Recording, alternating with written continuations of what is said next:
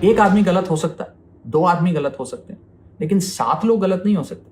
और वो अनगिनत लोग जो एजुकेटेड एरुडाइट लोग थे, जो इस पॉलिटिकल पार्टी के सपने के साथ जुड़े थे, वो तमाम लोग जो इस पार्टी को छोड़ के चले गए, क्या वो सारे गलत हो सकते हैं?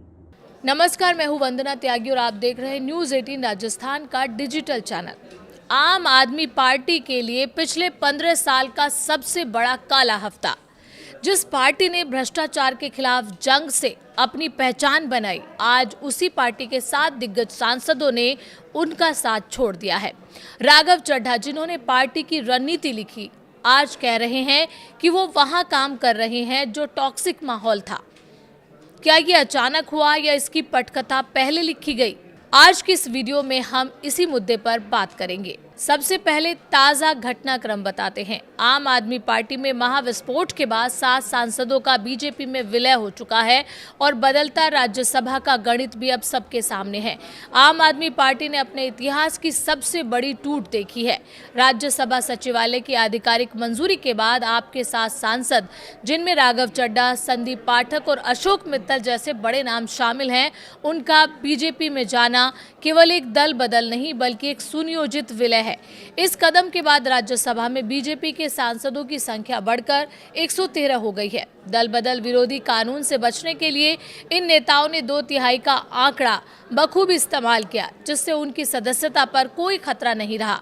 ये महज एक राजनीतिक फैसला नहीं बल्कि एक सटीक गणितीय चाल है, जिसने उच्च सदन में सत्ता पक्ष को और अधिक मजबूती दे दी है।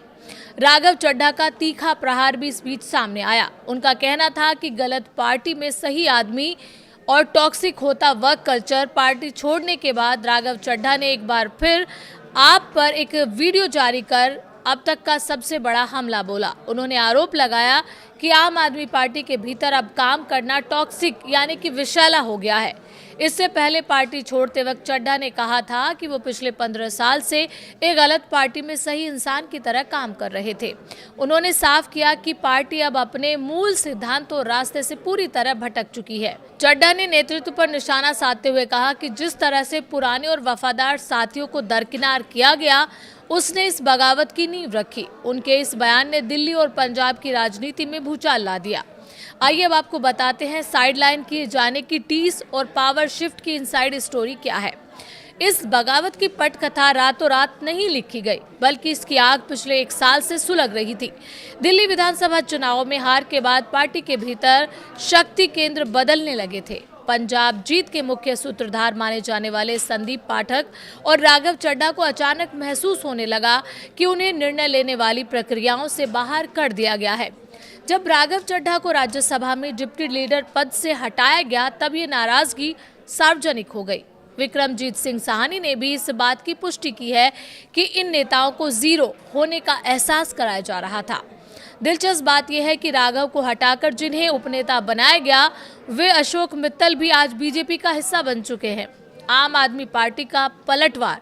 इस पूरे मुद्दे पर आम आदमी पार्टी ने क्या पलटवार किया, वो बताते हैं। आम आदमी पार्टी का कहना है कि व्यक्तिगत महत्वाकांक्षा और बाहरी दबाव का खेल। सांसदों के इस कदम पर आम आदमी पार्टी की ये तीखी प्रतिक्रिया सामने आई। पार्टी नेतृत्व का कहना है कि ये बगावत विचारधारा की नहीं बल्कि व्यक्तिगत महत्वाकांक्षाओं और बाहरी दबाव का परिणाम है। अरविंद केजरीवाल और संजय सिंह ने इसे सीधे तौर पर बीजेपी का ऑपरेशन लोटस करार दिया। पार्टी का स्पष्ट रुख है कि संगठन किसी एक या 7 व्यक्तियों के भरोसे नहीं टिका है। आप नेताओं के मुताबिक पार्टी ने हमेशा काम की राजनीति को तवज्जो दी और जो नेता इस ईमानदारी की राह पर नहीं चल पाते, वो अक्सर दबाव में आकर अपना रास्ता बदल लेते हैं। पार्टी का मानना है कि जनता इन चेहरों को पहचान चुकी है और आने वाले चुनाव में इसका जवाब देगी। सोशल मीडिया पर नाराजगी और भविष्य की अनिश्चितता भी इस दौरान देखने को मिली। राजनीतिक रूप से पाला बदलने वाले राघव चड्ढा का असर जो है वो सोशल मीडिया पर भी दिखाई दिया। डिजिटल लोकप्रियता पर भी उनका ये असर साफ दिखा। पिछले 24 घंटों में उनके इंस्टाग्राम फॉलोअर्स की संख्या 14.6 मिलियन से घटकर 13.5 मिलियन रह गई है। करीब 10 लाख फॉलोअर्स का ये नुकसान दर्शाता है कि युवाओं का एक वर्ग इस फैसले से असंतुष्ट है। हालांकि राघव चड्ढा और उनके साथियों का दावा है कि वो विकास की मुख्यधारा से जुड़ने के लिए ये कदम उठा रहे हैं। अब सवाल अरविंद केजरीवाल के नेतृत्व पर है।